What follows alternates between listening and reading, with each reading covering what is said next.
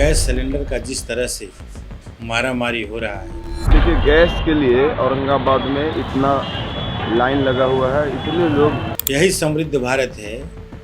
जब खाद का समय आता है तो किसान लाठियां खाते हैं। ईरान और इजरायल युद्ध के बीच भारत में गैस की किल्लत को लेकर अब जो लोग हैं वह कतारबद्ध तरीके से होकर के गैस ले रहे हैं और यह दावा किया जा रहा है कि जो एक दिन गैस बुक कर लेंगे उन्हें 25 दिन के बाद ही बुक करने का मौका मिलेगा, जिसको लेकर के अब विरोध का स्वर भी उठने लगा है। इसको लेकर के औरंगाबाद राजद के वरीय नेता इंजीनियर सुबोध कुमार सिंह ने प्रतिक्रिया दिया है और उन्होंने सरकार को आड़े हाथ लिया है। क्या कुछ वो आरोप लगा रहे हैं, आइए सीधा इंजीनियर सुबोध कुमार सिंह जो राजद के नेता हैं उन्हें सुनाते हैं। सबसे पहले आपको धन्यवाद कि आपने देश में जो ज्वलंत मुद्दा आम जनता के हित में जो है उसको उठाने का काम किया।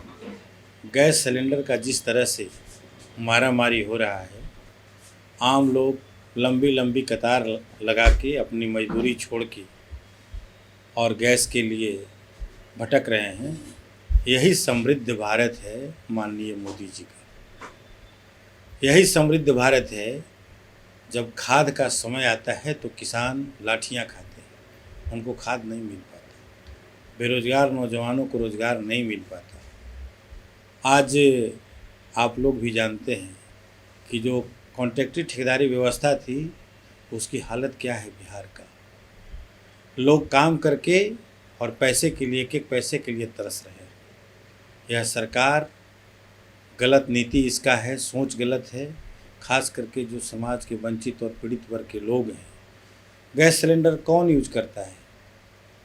बड़े बड़े लोग तो बिजली से जो बनी हुई यंत्र हैं उसका उपयोग कर लेते हैं, लेकिन आज गांव देहात कस्बों में जो मोदी जी, अमित शाह जी मंच से चिल्ला चिल्ला कर कहते हैं कि बीपीएल धारी जो है वो गैस का उपयोग करता है, तो आज तो बीपीएल धारी को आप सड़क पर लाकर खड़ा करने का काम किया। किसकी जिम्मेवारी है?